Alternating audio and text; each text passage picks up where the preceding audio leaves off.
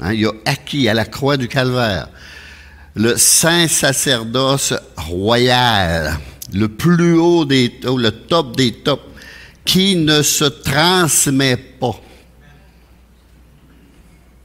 C'est écrit dans la Bible. Que ça ne se transmet pas, c'est écrit dans toutes les Bibles, dans l'hébreu. Alors, c'est Jésus qui a acquis ce saint sacerdoce royal. Alors, pas un homme sur cette terre peut dire qu'il a reçu ça du Seigneur. Ça contredit la Bible. Ça ne se transmet pas. C'est pour ça que le voile du temple a été déchiré quand que Jésus, à la croix du Calvaire, est décédé. Il nous a ouvert une route nouvelle et vivante. On peut aller avoir accès au Père que par lui. Que par lui seul. C'est ce que la parole de Dieu nous explique. On va aller dans Deutéronome, le livre de Deutéronome au chapitre 33. C'est des bénédictions que Moïse a prononcées sur les 12 tribus d'Israël, les tribus qui étaient présentes, là. Puis on peut dire, moi j'ai mis un titre, un peuple béni. Un peuple béni. C'est des bénédictions de Dieu transmises par Moïse. Alors, Deutéronome 33, on va lire à partir du verset 1er au verset 5 pour là. Voici la bénédiction par laquelle Moïse, homme de Dieu, bénit les enfants d'Israël avant sa mort. Il dit, « L'Éternel est venu du Sinaï et s'est levé sur eux de Cire. » C'est tous des monts, là. Et il a resplendi de la montagne de Paran. Il est sorti du milieu des saintes myriades. Il leur a, de sa droite, envoyé le feu de la loi. Hein? Jésus est la droite de Dieu. Hein? De sa droite, leur a envoyé le feu de la loi. Oui, il aime les peuples. Tous ses saints sont dans ta main. Ils se sont tenus à tes pieds. Ils ont reçu ta parole. Moïse nous a donné la loi, héritaire de l'assemblée de Jacob. Il était roi en Israël, Dieu. Quand s'assembleraient les chefs du peuple et des tribus d'Israël. Alors, on va arrêter là, puis on va prendre chaque bénédiction par la suite. Alors, Seigneur, nous remettons ta parole sous la puissance de ton Saint-Esprit, sous son autorité, et que cette parole puisse nous être révélée, Seigneur, que tu puisses parler en nos cœurs au travers de ce message, Seigneur, ce matin. C'est le Saint-Esprit qui a la puissance de le rendre vivant en chacun de nous. C'est le Saint-Esprit qui apporte la vie, ta vie en nous, Seigneur. Nous l'avons chanté. Nous avons besoin de ce souffle de vie. C'est toi qui l'as donné, Seigneur. Et c'est pour cela qu'on respire chaque jour. Oh, merci Jésus de nous éclairer, de nous guider. Amen. Alors, Moïse, homme de Dieu. Hein, Moïse était un homme de Dieu, même dans la tente d'assignation, Dieu descendait et parlait directement avec Moïse. Alors, il ne faut pas mettre l'Ancien Testament et les écrits de Moïse en doute. Il était révélé direct de Dieu. Ici, homme de Dieu a prononcé une bénédiction sur les enfants d'Israël. Et on a lu de versets 2 à 5, là, témoigne de l'amour et de la bonté de Dieu. Oui, au verset 3, il aime les peuples. Ce matin, à peu près dans tous les peuples, il y a des chrétiens qui sont réunis pour louer, étudier la parole de Dieu et bénir le Saint-Nom de Dieu. Dans toutes les nations, à peu près. Alors, oui, Dieu aime les peuples. Tous ces saints sont dans sa main ou dans ta main. Ils se sont tenus à tes pieds. Ils ont reçu tes paroles au mont Sinaï. Il leur a, à sa droite, envoyé le feu de la loi, les tables de la loi, les 10 commandements. On voit ça au verset 2. Moïse a décrit l'Éternel comme roi d'Israël au verset 5. Avant Saül, il n'y avait jamais eu de roi en Israël. C'est le peuple qui a commencé à vouloir un roi pour imiter les autres nations. Puis c'était pas bien dans le plan de Dieu, là. Puis il leur a donné le premier roi, un homme selon leur cœur. Puis Saül, ils en étaient tout le temps. Selon leur cœur à eux. Selon le cœur de l'homme. Fait qu'imaginez quelle sorte de roi que ça pouvait être. Il était très charnel. Et très entêté. Alors, le roi qui mène son peuple à la victoire, en parlant de Dieu. Puis vient ensuite les bénédictions pour chaque tribu présente là. Il y a un petit chant qui dit « Compte les bienfaits de Dieu, mets-les tous devant tes yeux, et tu verras, en adorant, combien le nombre est grand. » Hein, puis si on s'arrête, puis on commence à réfléchir sur les bienfaits de Dieu dans nos vies, merci, merci, merci, merci, merci.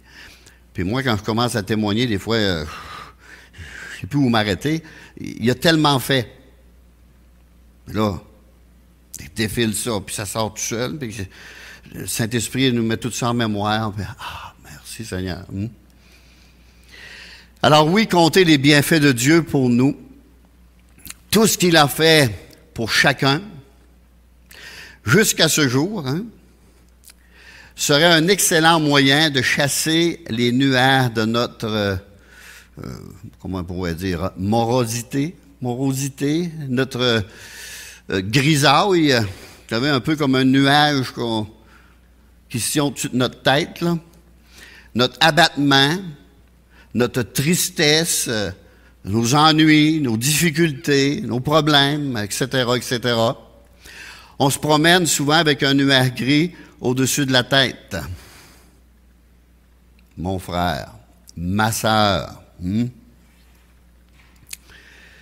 où est passée ta joie? Où est passée cette joie merveilleuse et glorieuse du salut de Dieu? Une prière qu'on pourrait faire. Seigneur, je ne veux pas toujours t'apporter plainte et lamentation, pleurs et soupirs, mais je veux plutôt te célébrer, te louer de toutes mes forces, parce que je suis émerveillé par l'œuvre de la croix. L'œuvre que Jésus a accomplie à la croix du Calvaire pour moi, pour vous, pour chacun de nous. Moïse, homme de Dieu, bénit les enfants de Dieu, mais comment Jésus, le Fils de Dieu, bénit-il, lui, ceux qui sont sauvés par la foi en lui? C'est ça qu'on va regarder un peu. Alors, la bénédiction accordée aux différentes tribus peut maintenant, dans un sens spirituel, devenir l'héritage de chaque croyant en Jésus-Christ. On va regarder chaque bénédiction, puis ça peut devenir spirituellement notre héritage. Alors au verset 3, « Oui, tu aimes les peuples. Oui, tu aimes les peuples. Tous les saints sont aimés de toi. Ils sont dans ta main bénie.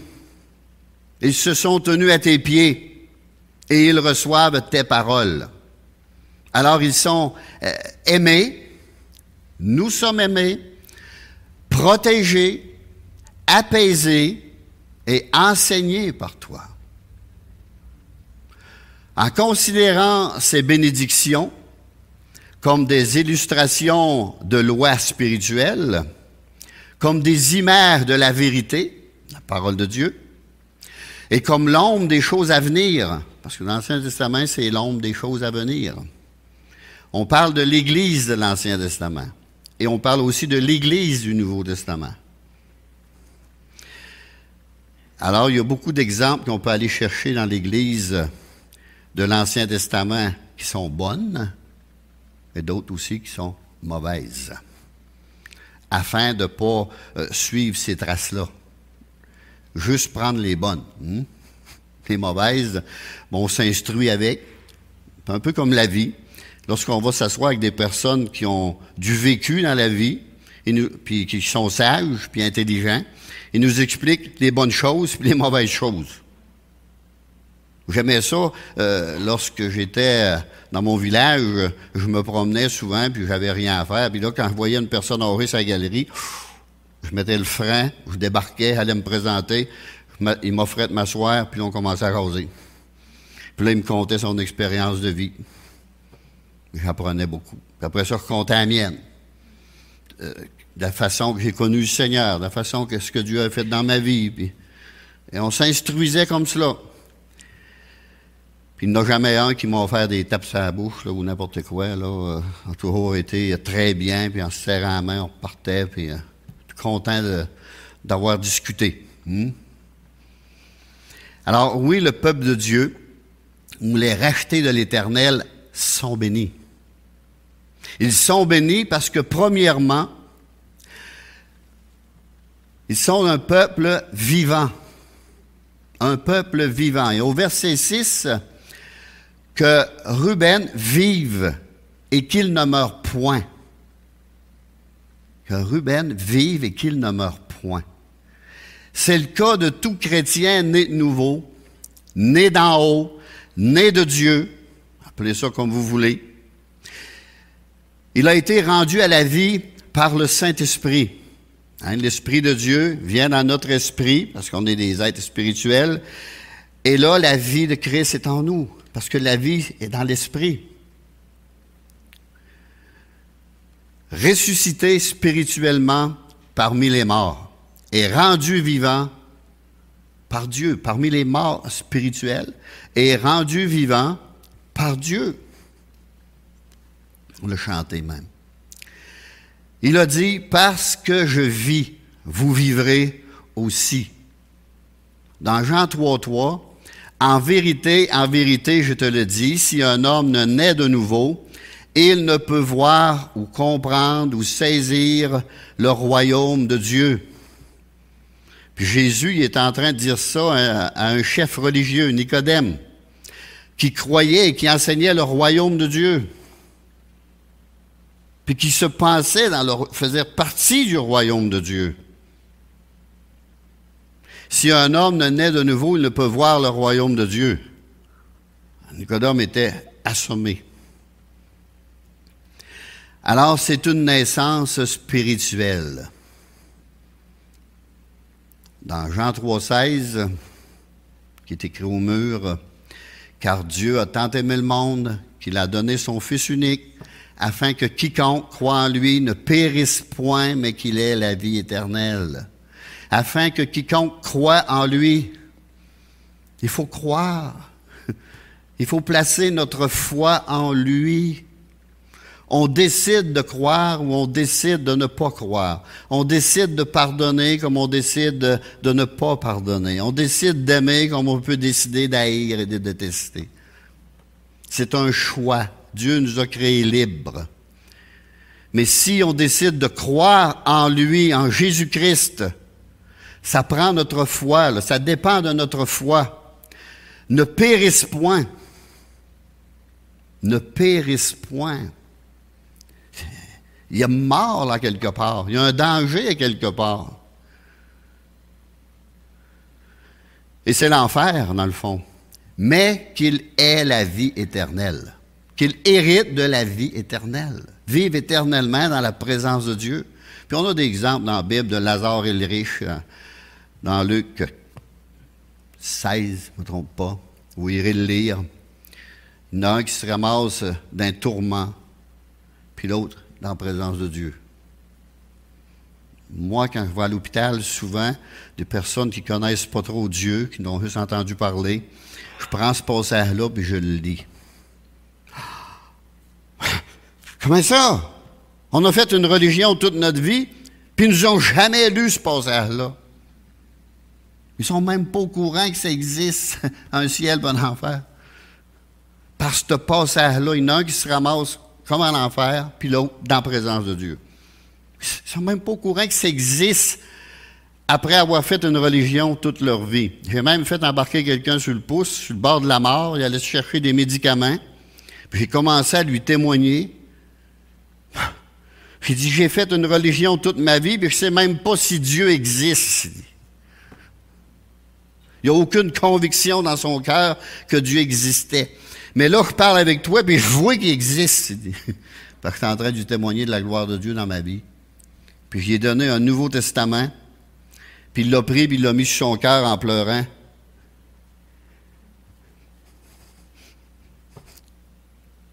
Il a fait une promesse de lire une page par jour. Il n'avait jamais lu ça de sa vie. On a les paroles de la vie éternelle dans ce livre-là. On a un héritage qui est la vie éternelle, éternellement dans la présence de Dieu après cette mort. Alors, que Ruben vive et qu'il ne meure point, spirituellement et éternellement. La vie qui hérite de la vie éternelle. Le peuple de Dieu est béni parce qu'il est, deuxièmement, un peuple qui prie. Écoute, ô Éternel, la voix de Juda. Que ses mains soient puissantes et que tu lui sois en aide. Au verset 7. Je vais le lire. Voici sur Juda ce qu'il dit. Écoute, ô Éternel, la voix de Juda et ramène-le vers son peuple. Je vais expliquer tout à l'heure pourquoi. Que ses mains soient puissantes et que tu sois en aide contre ses ennemis. Ramène-le vers son peuple. La tribu de Juda sera en tête lors de la conquête du pays de Canaan. Les Lévites, ils étaient en tête. Et Moïse demande à l'Éternel de venir en aide aux guerriers et de les ramener sains et saufs vers le peuple. Puis en vainqueur. 1 Chronique 5, 2. Juda fut à la vérité puissant parmi ses frères. Ceux qui ont Dieu pour appui sont toujours puissants. N'a-t-il pas dit, Dieu n'a-t-il pas dit, invoque-moi et je te répondrai. Jérémie 33, 3. Invoque-moi et je te répondrai. Puis dans le psaume 34, verset 5, j'ai cherché l'Éternel et il m'a répondu. Quand on cherche la face de Dieu, quand on veut une parole de Dieu, il nous répond. Ça ne veut pas dire qu'il va nous répondre demain matin, mais en son temps, il nous répond. Et il m'a répondu. Il m'a délivré de toutes mes frayeurs. Délivré de toutes mes frayeurs. Au verset 7, quand un malheureux crie, l'Éternel entend et le sauve de toutes ses détresses. Il n'y a pas de peut-être dans ça, là. C'est de toutes ses détresses. Ça veut dire toutes, toutes, ça veut dire toutes.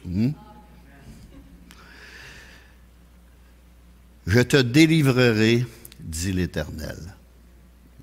Mais, parfois, il faut attendre le temps de Dieu, parce que Dieu a des choses à nous enseigner entre-temps. Moi, j'avais déjà prié Dieu pour une délivrance, puis je ne l'avais pas eu. Ben, il dit, Seigneur, pourquoi? Pourquoi? Pour une guérison, excusez. Je priais Dieu pour une guérison. Mais pourquoi je ne l'ai pas? J'ai aucun doute. Tu m'as déjà guéri. Plusieurs reprises. Mais celle-là, pourquoi je ne l'ai pas? Puis Dieu dit, tu as besoin d'une délivrance avant la guérison. Parce que si je te guéris, tu vas retomber dans le même piège que tu étais. Dans la même cochonnerie que tu étais. Puis je savais c'était quoi. Alors j'ai commencé à chercher la délivrance pour ça. Puis quand j'ai eu la délivrance, la guérison a suivi tout de suite après. Toute seule. quand il était voir le médecin, c'était pour confirmer la guérison. Alors, le peuple de Dieu est béni parce qu'il est un peuple enseigné. Enseigné. Au verset 8.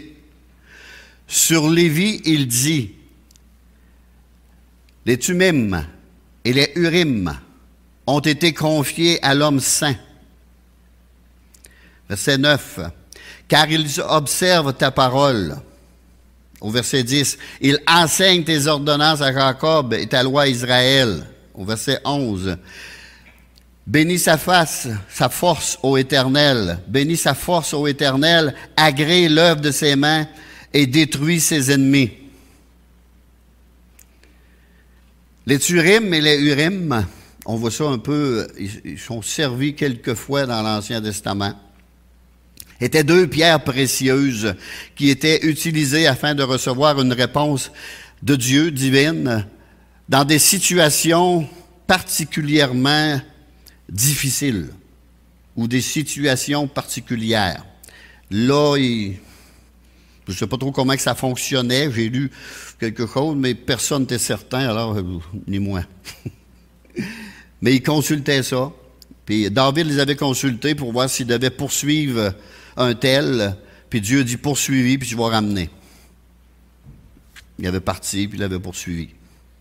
C'était pour des situations un peu comme cela. C'était pas clair dans la Bible, là, puis il fallait qu'il y ait une direction de Dieu. Là, il consultait ça.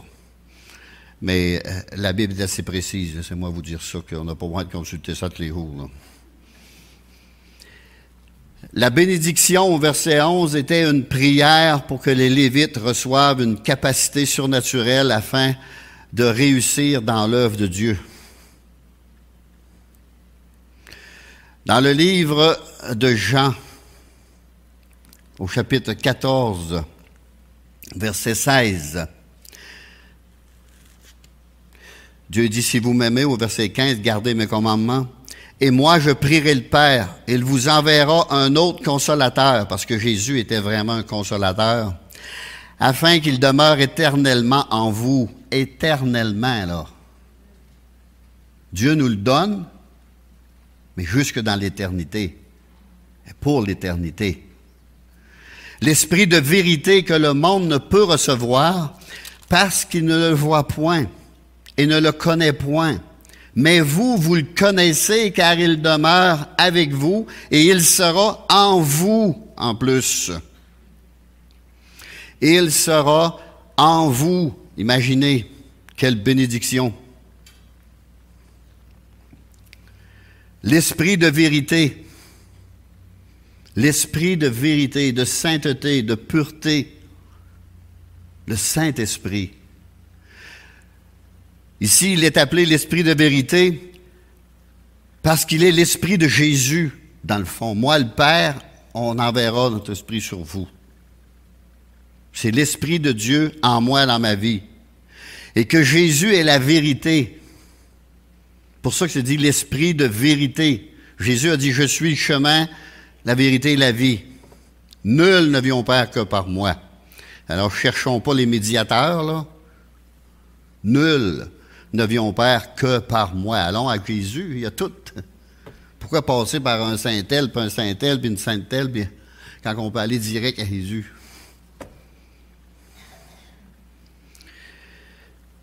C'est pas Jésus qui a inventé tout ça, là. C'était médiateurs-là, là. C'est la religion, ça. Il rend témoignage à la vérité et expose le mensonge. Quand on lit la Bible, là, c'est la vérité, c'est la parole de Dieu. On voit tous les mensonges qu'on a entendu dire depuis qu'on est jeune. Surtout par rapport à la religion ou Dieu. On fait beaucoup de corrections. Mais là, on a un certain combat. Parce que si on a 50 ans ou 60 ans, on a tout le temps été enseigné que c'était ça, puis là, on lit le contraire dans la Bible. Là, on a envie de douter de la parole de Dieu. Qui a raison? Dieu dit, prends l'homme pour un menteur, puis prends-moi pour la vérité. Alors, L'Église qui abandonne la vérité de la parole de Dieu abandonne le Seigneur tout simplement. Il abandonne aussi la vérité, puis il vit dans le mensonge, puis il enseigne le monde dans le mensonge. Jean 14, 26.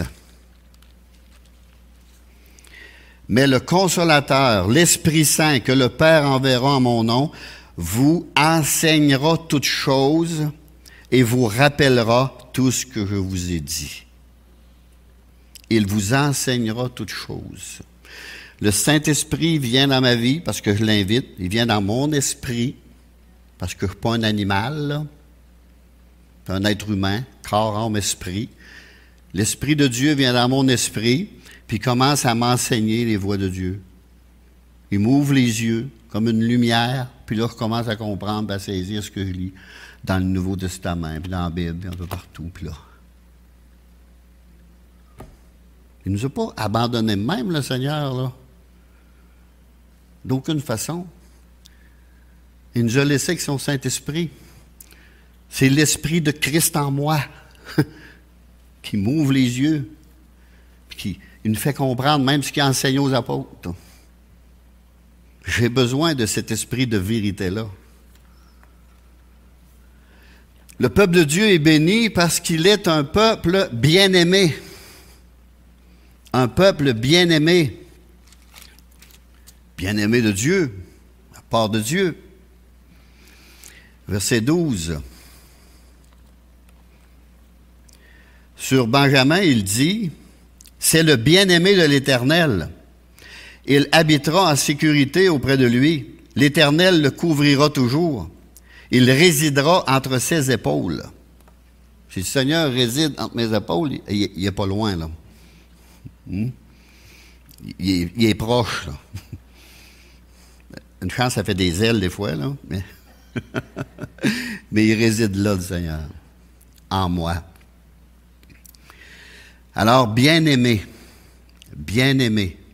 qui jouit d'une communion intime avec l'Éternel et aussi avec un peuple protégé. Hein? Et il habitera en sécurité auprès de lui, auprès de Dieu. Il sera toujours en sécurité. L'Éternel le couvrira. Il le couvrira toujours et résidera entre ses épaules. Dieu sera toujours là. Alors les bien-aimés de l'Éternel sont premièrement auprès de lui pour communiquer avec le Seigneur. On communique avec, on lui dit tout. Deuxièmement, auprès de lui, nous sommes protégés. Alors on communique, mais on a aussi la protection de Dieu sur nos vies. Et troisièmement, nous jouissons de sa paix. De sa paix. La paix de Dieu. La chicane est réglée. On a la paix avec le Seigneur. On l'aime, on le chante, on le loue, on l'adore. On a la paix. On a signé la paix avec. Il nous a aimés d'un amour éternel. D'un amour éternel qui dure à jamais. Nous sommes devenus ses bien-aimés grâce à l'amour du Sauveur. Grâce à l'amour de Jésus-Christ. Nous sommes enfants de Dieu. 1 Jean 3:1. Voyez quel amour le Père nous a témoigné en envoyant son Fils pour que nous soyons appelés enfants de Dieu. Mais si je n'ai pas l'Esprit de Christ en moi, je ne suis pas un enfant de Dieu. Pas parce que Dieu m'a créé que je suis un de ses enfants. C'est plus intime que ça, c'est plus profond que ça. Je deviens enfant de Dieu lorsque Dieu met son esprit en moi. 1 Jean 2, 28, « Et maintenant, petits enfants, demeurez en lui. » Il faut demeurer en lui à cette heure. « Afin que lorsqu'il paraîtra, nous ayons de l'assurance dans nos cœurs, en notre esprit, en notre âme, et qu'à son avènement, nous ne soyons pas confus dans la confusion perdu. Je sais plus, je sais pas. Je suis confus. Je ne sais pas si vous avez déjà vu ça, des personnes confuses et éloignées de lui. En plus d'être confus, éloigné du Seigneur à son avènement, à son retour. Le peuple de Dieu est un peuple vivant, qu'on a vu. Un peuple qui prie. Un peuple enseigné. Un peuple bien-aimé. Un peuple protégé. Mais il est aussi un peuple fécond. Au verset 13, sur Joseph, il dit, son pays recevra de l'Éternel en signe de bénédiction le meilleur don du ciel, la rosée, les meilleures eaux qui sont en bas, les meilleurs fruits du soleil, et non ceux-là qui poussent d'un cerf, là. Envoyez un message à ceux qui nous écoutent, là. Les meilleurs fruits de chaque mois. Vous savez, des fois, on arrête une belle tomate, là. Elle est si belle, puis elle est rouge, puis on vient grogner dedans, puis on dirait on mange une roche, pas de goût. Bon, ben. Quand elle est mûre au soleil, là, c'est donc bien bon, une tomate. Ma fille, elle n'aime pas les tomates. Elle dit, mais que t'en manges une bonne, là, tu vas les aimer. Parce qu'on est élevé avec des pas bonnes. Mais l'été, on est aveugle d'en manger des bonnes, là. Alors, les meilleurs produits des antiques montagnes et les meilleurs produits des collines éternelles, les meilleurs produits de la terre et de ce qu'elle renferme, que la grâce de celui qui est apparu dans le buisson vienne sur la tête de Joseph et sur le mont, le sommet de la tête du prince de ses frères, qui était Joseph. Alors, la bénédiction de Jacob, de Joseph, contient beaucoup de précieux dons du ciel. Il jouira d'une prospérité matérielle, mais aussi spirituelle. Son pays sera béni. L'endroit qu'il y a eu en partage va être un pays béni, en recevant de grandes récoltes de toutes sortes. Tout cela leur serait donné par Dieu qui apparut, le même Dieu qui apparut dans le buisson ardent, parce que Moïse, c'est l'exemple qu'il a pris, dans Exode 3:2. L'ange de l'Éternel lui apparut dans une flamme de feu au milieu d'un buisson, et Moïse regarda, et voici, le buisson était tout en feu, et le buisson ne se consumait pas. Et ça, pour ceux qui ont vu à TV les films de Moïse, ben, on voit des petits exemples, là, assez pauvres, minimes, mais on peut s'imaginer c'est quoi. Alors, que la grâce de celui qui est apparu dans le buisson vienne sur la tête de Joseph. C'est ce que ça veut dire. Au verset 17, et des taureaux premiers-nés, il a la majesté, ses cornes sont comme des cornes du bœuf, et avec elle, il frappera tous les peuples jusqu'aux extrémités de la terre. Elles sont des myriades d'Éphraïm et elles sont des milliers de Manassé. Moïse pria pour le succès militaire ici. Et ça, c'est les deux fils de Joseph. Joseph s'est marié quand il était en Égypte, puis il a eu des enfants, puis ça parle de ses fils. Alors, les deux fils de Joseph vaincraient des nations. Alors, si nous avons la grâce de celui qui demeure en Christ, alors les merveilleux dons du ciel seront notre partage à nous aussi. Dans 1 Corinthiens 3:23, tout est à vous. Tout est à vous. Et vous êtes à Christ, et Christ est à Dieu. Quelle grande bénédiction de lui appartenir. Juste là, c'est une grande bénédiction d'appartenir à Dieu. 2 Corinthiens 1, 21. Et celui qui nous affermit avec vous en Christ et qui nous a oints, c'est Dieu. C'est Dieu, Dieu le Père. Il nous affermit en Christ, avec l'Esprit de Christ. Et il nous a oints, c'est Dieu. 22. Lequel nous aussi, marqués d'un sceau, a mis dans nos cœurs les arcs de l'Esprit. En d'autres mots, lequel nous a aussi marqués d'un sceau et a mis dans les cœurs des chrétiens l'Esprit qui est le gage de leur héritage céleste. Ça, c'est une autre version, plus claire un peu. Et moi, je sais que j'ai reçu l'Esprit de Dieu un jour. Et tous ceux qui sont ici savent, honnêtement, dans leur cœur, si un jour ils ont reçu l'Esprit de Dieu. Ils le savent, on le sait. Il y a tellement de changements qui se produisent en nous qu'on ne se reconnaît pas. À peine. On commence à aimer Dieu, on cesse de blasphémer, on cesse de voler, on cesse de mentir, par nos propres forces au début, là, mais après ça, le Seigneur fait une œuvre, là. Mais c'est quoi? C'est l'Esprit. C'est l'Esprit qui est venu, là. Il est là, là. Puis il confirme que je suis un enfant de Dieu, qui est un gage de mon héritage céleste, qu'un jour je vais me retrouver dans la présence de Dieu. Il n'y a aucune gêne à inviter l'Esprit de Dieu en nous, là.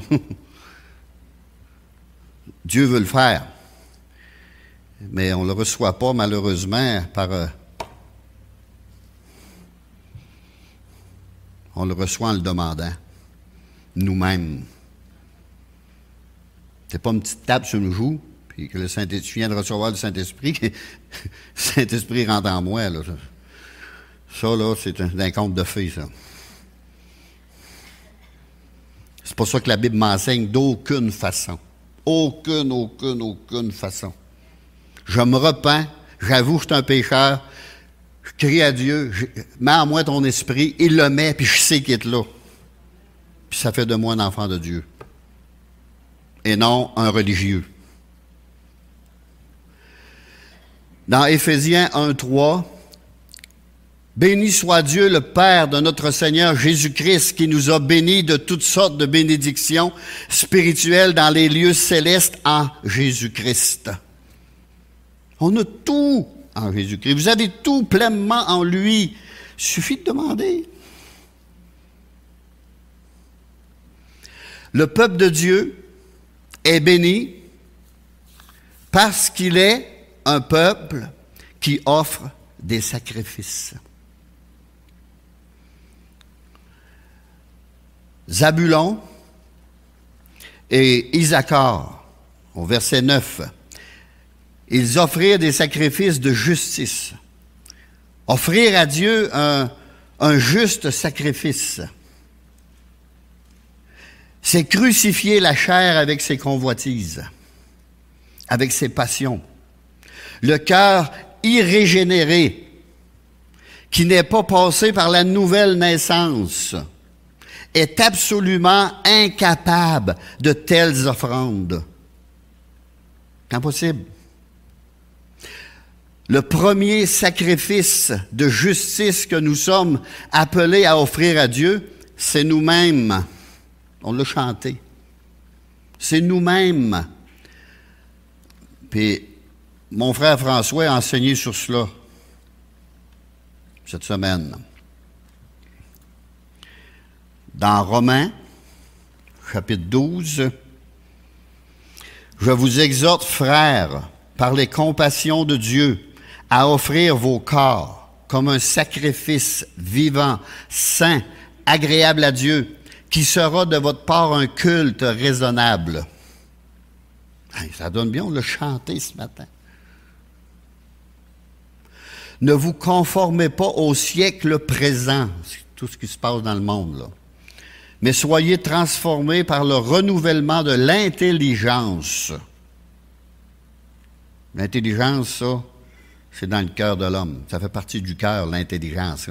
On dit des fois un cœur intelligent, hein, un homme intelligent. L'esprit, c'est pour les choses spirituelles. La conscience, c'est dans l'esprit. Un chien va en manger un autre, puis il va aller se coucher, puis il va dormir. On va en tuer un, nous autres, puis on ne trouvera plus le sommeil.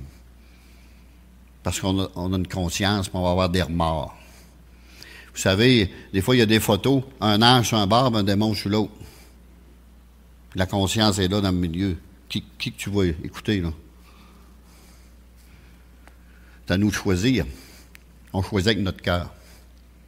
La volonté dans le cœur.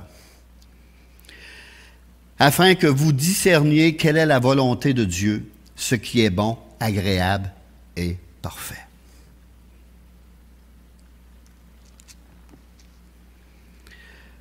Le but du croyant, c'est de plaire à Dieu en lui donnant tout notre cœur, tout notre amour, en le louant, en l'adorant et offrir notre corps pour son service. Utilise-moi pour la gloire de ton nom, Seigneur. Notre plus grand désir doit être de vivre dans la sainteté et d'être accepté par Dieu. Et cela exige de notre part que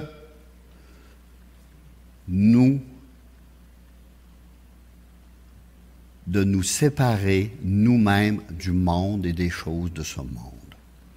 Les soi-disant plaisirs de ce monde. Je ne sais pas s'il y en a qui ont couru après ça une partie de leur vie. J'en connais un dans la Bible qui l'a fait, c'est Salomon. Il a fini par dire « Tout est vanité, rien que vanité ». C'est comme poursuivre du vent. Essayer d'empocher du vent. On ne peut pas retenir rien. C'est vain, ça m'apporte une joie passagère, puis ça ne dure pas. Puis dans le fond, il n'a pas de plaisir dans ça, là. C'est soi-disant plaisir et de nous approcher davantage de Dieu. Se consacrer à Dieu, s'approcher pour les choses de Dieu. Nous devons vivre pour lui.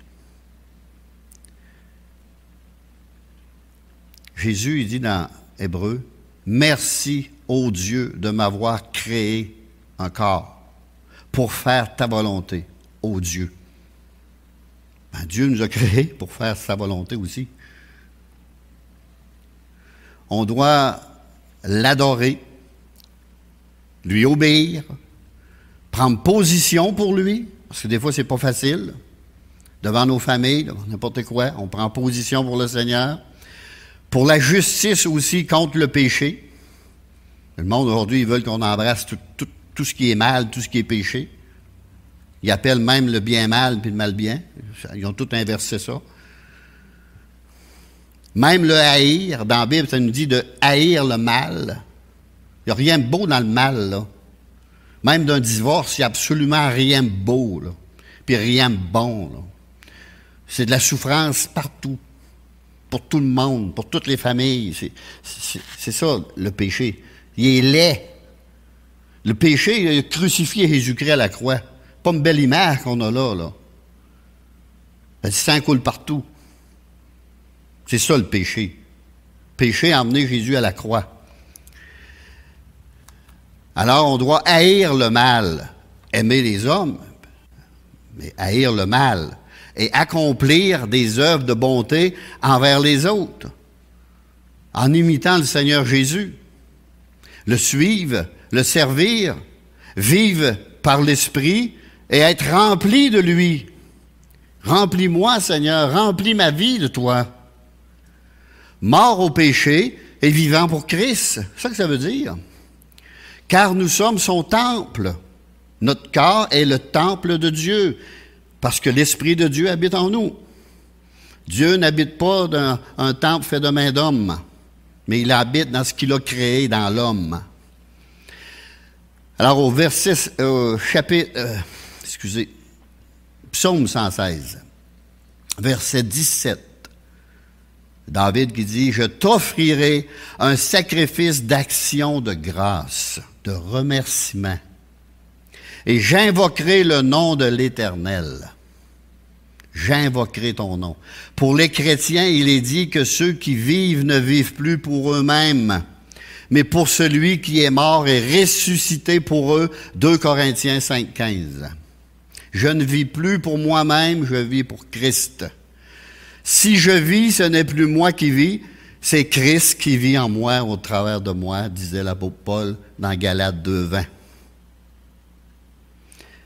Alors, dans Romains 6,13, ne livrez pas vos membres au péché comme des instruments d'iniquité pour faire le mal, pour faire l'injustice, pour commettre le péché. Mais donnez-vous vous-même à Dieu comme étant vivant de mort que vous étiez, parce que le salaire du péché, c'est la mort spirituelle, de mort que vous étiez, et offrez à Dieu vos membres comme des instruments de justice. Je ne sais pas si c'est trop compliqué. Moi, je trouve ça simple. J'espère que vous trouvez ça simple. Si je l'explique mal, alors prenez-moi. Alors, le peuple de Dieu est aussi un peuple béni parce qu'il est un peuple courageux.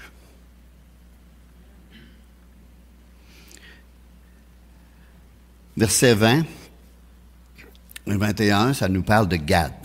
Gad repose comme une lionne. Et il a exécuté la justice de l'Éternel. Alors au verset 20, sur Gad, il dit « Béni soit celui qui met Gad au large ». Gad repose comme une lionne. Il déchire le bras et la tête. Il a choisi les prémices du pays, le meilleur du pays. Car là est caché l'héritage du législateur. Il a marché en tête du peuple. Il a exécuté la justice de l'Éternel et ses ordonnances envers Israël. Alors il a lutté comme une lionne pour s'emparer du territoire qui lui a été assigné dans le pays promis. Il prit pour lui les meilleurs ports, les meilleurs pâturages, le meilleur terrain. On a le droit à ça dans la Bible, vous savez. L'héritage d'un chef, dans le fond. Et cette tribu combattit avec courage comme une lionne. Lors de la conquête de Canaan, exécutant ainsi la justice de l'Éternel. Dans Josué, chapitre 22, verset 1, alors Josué appela Rubénite et les Gadites, qui est Gad, et la demi-tribu de Manassé, et il leur dit, « Vous avez observé tout ce que vous a prescrit Moïse, serviteur de l'Éternel, et vous avez obéi à ma voix dans tout ce que je vous ai ordonné. Vous n'avez point abandonné vos frères depuis un long espace de temps jusqu'à ce jour. Et vous avez gardé les ordres, les commandements de l'Éternel, votre Dieu.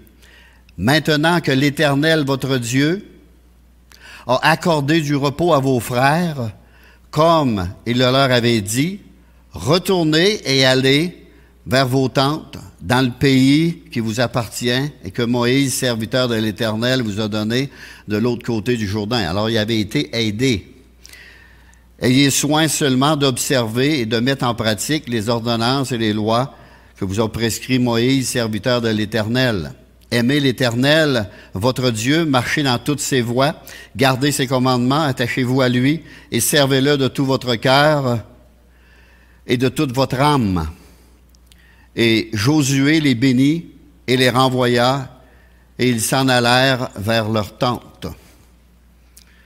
Alors, notre commandant en chef, qui est Jésus-Christ ou Dieu, nous appelle, nous aussi, à endurer des épreuves et à combattre le bon combat de la foi, afin de faire avancer le royaume de Dieu sur cette misérable terre.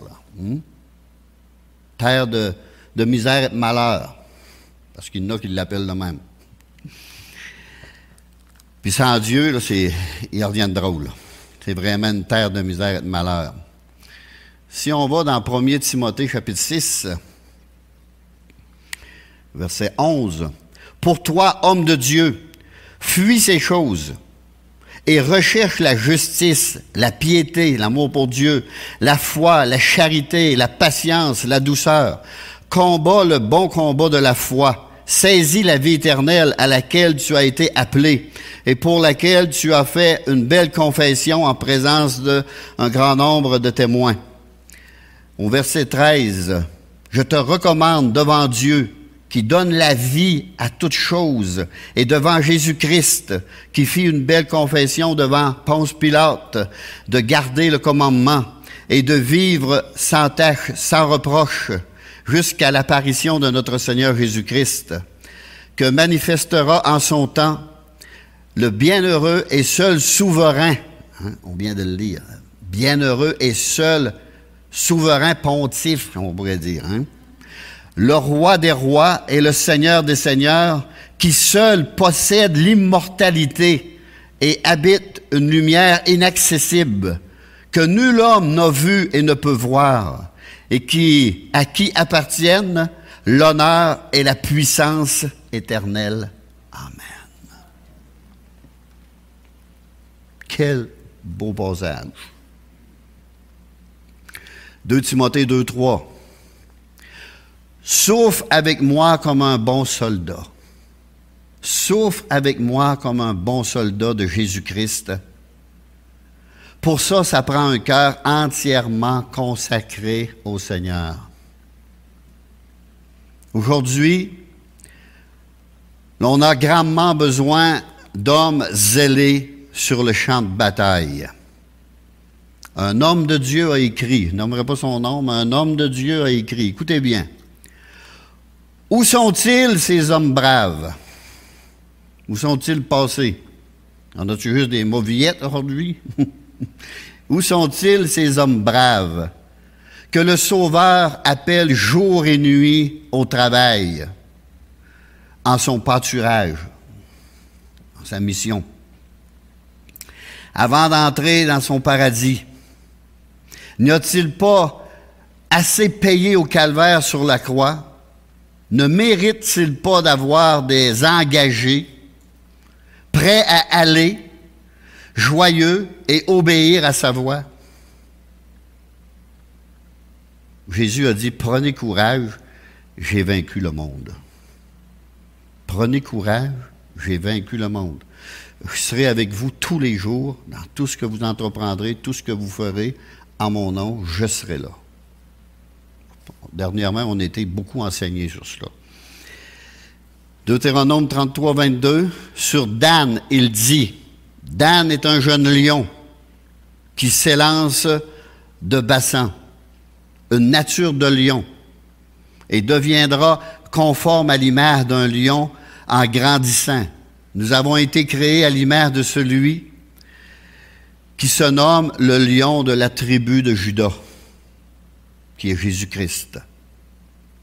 Que nous soyons remplis de courage par sa force toute puissante, celle de Jésus. Je puis tout par celui qui me fortifie, dit l'apôtre Paul. Et celui qui me fortifie, c'est Christ. Dans 2 Timothée 4, 17, c'est le Seigneur qui m'a assisté et qui m'a fortifié, parce que toutes les autres l'avaient abandonné. Paul, il peut dire, le Seigneur m'a assisté et m'a fortifié.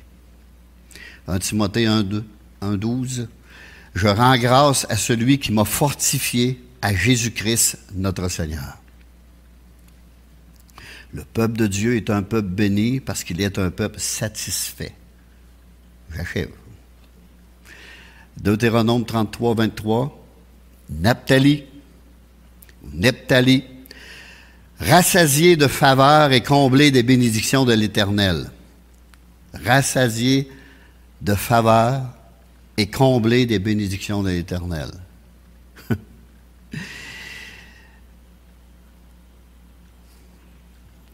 Quel merveilleux héritage.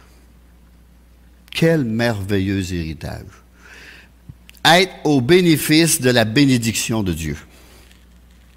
C'est vraiment être rassasié de faveur. Dans Philippiens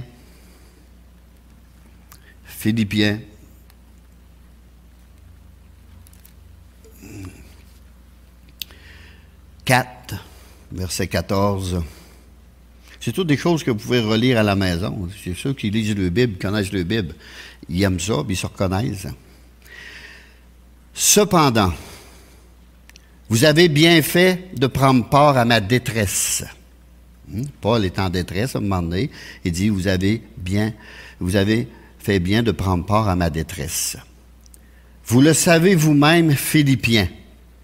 Au commencement de la prédication de l'Évangile, lorsque je partis de la Macédoine, aucune église n'entra en compte avec moi pour ce qu'elle donnait et recevait.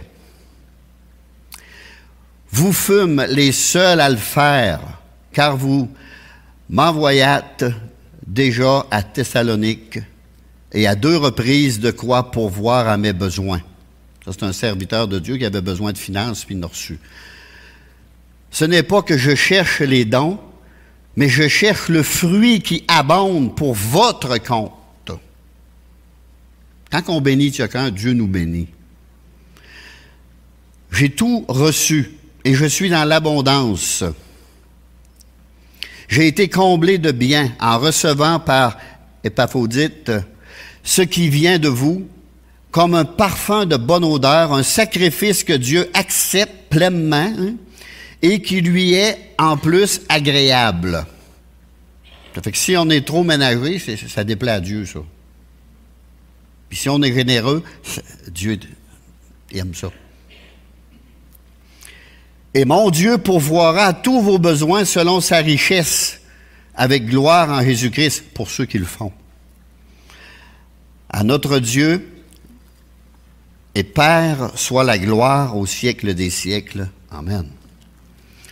Ici, on a reçu dernièrement Hugo Tulpan, qui nous a bénis. Moi, il m'a béni grandement. Un homme de Dieu. Il n'est pas honte de le dire, c'est un homme de Dieu. Puis il a apporté des messages de la parole de Dieu exacts puis précis. Puis il a donné des paroles sur des gens qui sont exactes et précises. Puis on l'a béni. On a aidé. Il m'a rappelé. Il dit, vous avez été très généreux. Puis il en pleurait quasiment de joie. Parce qu'il y a des places qui est maltraité. Puis il y a même des offrandes qui se prennent pour lui, puis il ne le donne pas.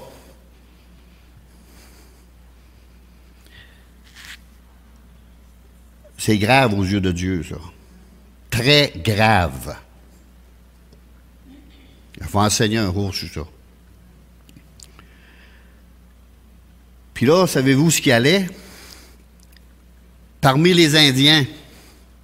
Il allait évangéliser les Indiens, il allait les enseigner, les Indiens. Puis je ne sais pas si vous savez, mais ça prend de l'essence. Puis ils se promènent en automobile. Puis c'est pas du monde qui ont de l'argent dans leur poche, là. Puis on leur a donné de quoi pourvoir à leurs besoins. Puis après qu'ils avaient fini là, ils traversaient l'Ontario, puis ils allaient l'autre bord d'une autre réserve indienne.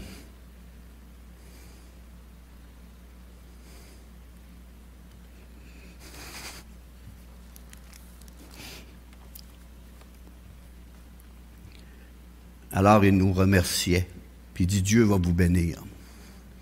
Mais si on ne fait pas exactement ce que Dieu veut, on n'aura pas de bénédiction.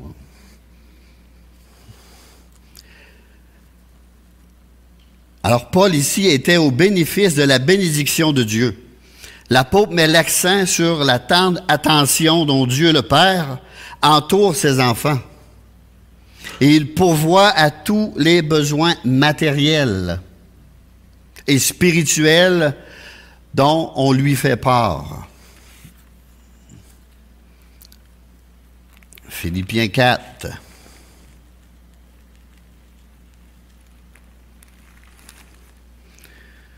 ne sera pas long. Achève.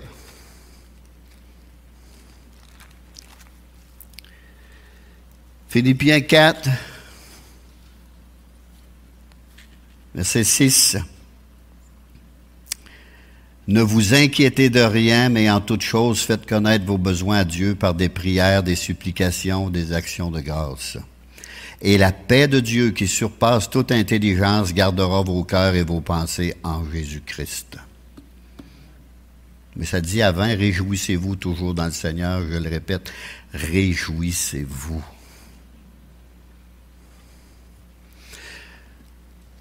Alors, c'est la dernière page, là.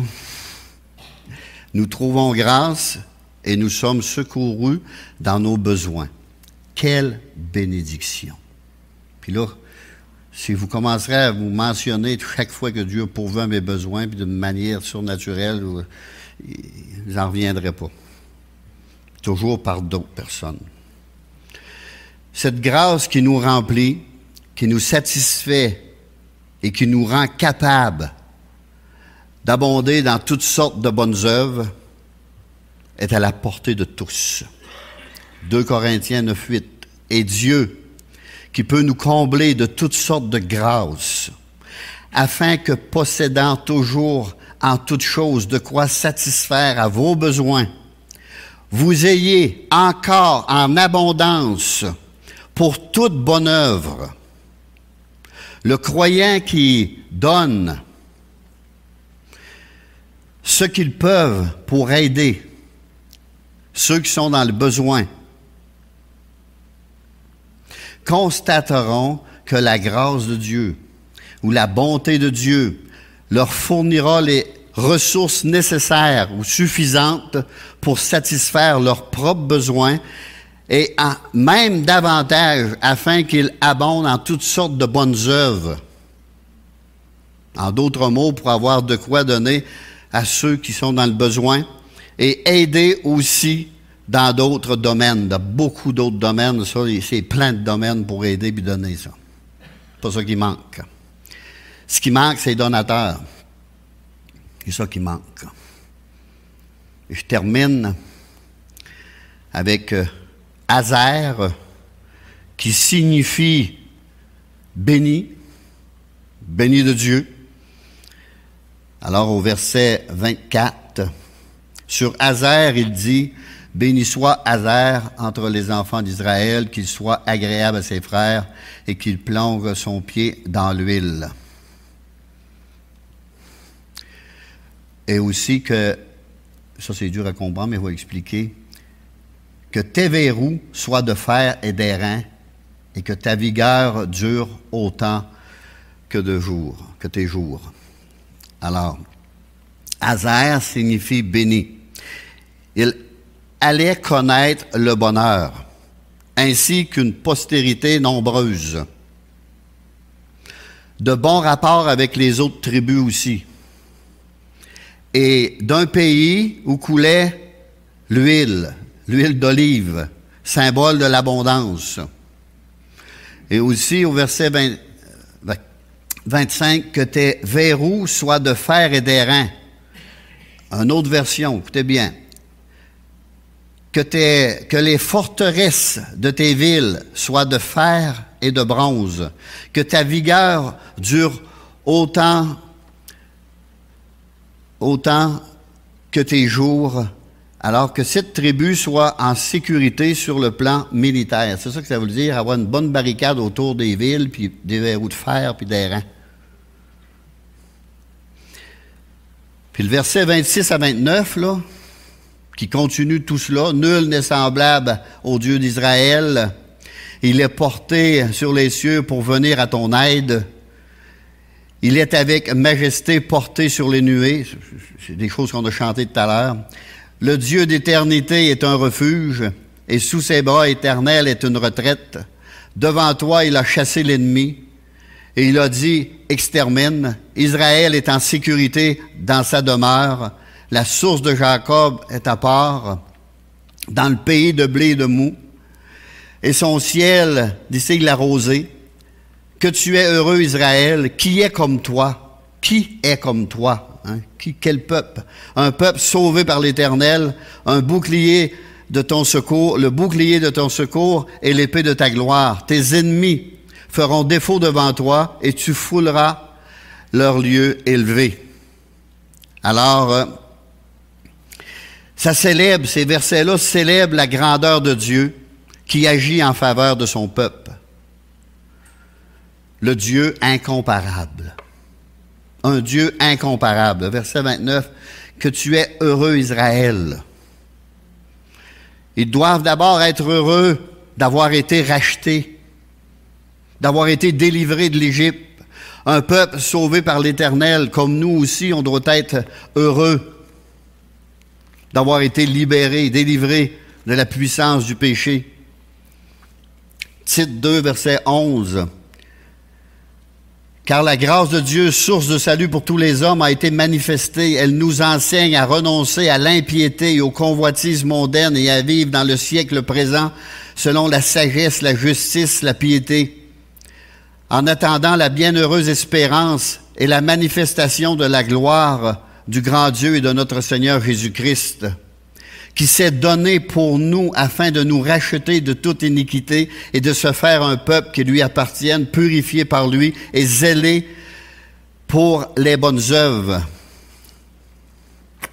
C'est ça le peuple de Dieu. Christ a versé son sang sur la croix afin de nous racheter, de faire de nous un peuple qui lui appartient, saint, séparé du péché et du monde. Oui, il nous a rachetés. Il nous a premièrement cherchés. Cherchés. Parce que Dieu s'est fait connaître même à ceux qui ne le cherchaient pas. Il nous a rachetés, mis à part et utilisés. Un dernier verset dans le psaume 144. Psaume 144, verset 15. Excusez. Heureux le peuple pour qui il est ainsi. Heureux le peuple dont l'Éternel est le Dieu. Heureux le peuple. Prions. Seigneur Jésus, nous avons vu au travers de cette bénédiction tout ce que tu nous avais préparé d'avance, Seigneur. Par la puissance de ton Saint-Esprit, tu ouvres nos yeux sur ces choses. Et tu nous bénis, Seigneur. Nous sommes un peuple béni. Béni de te connaître, béni de te servir, béni de t'aimer. Béni, Seigneur. Un peuple béni par toi. Malgré les souffrances, malgré les persécutions, malgré tout, nous sommes un peuple aimé de toi. Un peuple béni de toi. Merci Jésus pour toutes ces bénédictions que tu nous donnes en Jésus-Christ et que nous avons par pure grâce. Merci pour le salut de notre âme. Merci d'avoir payé le prix à la croix du Calvaire. Merci Seigneur pour ta vie donnée pour nous. Merci. Que Dieu vous bénisse. Saluez-vous les uns les autres. Mardi, réunion prière.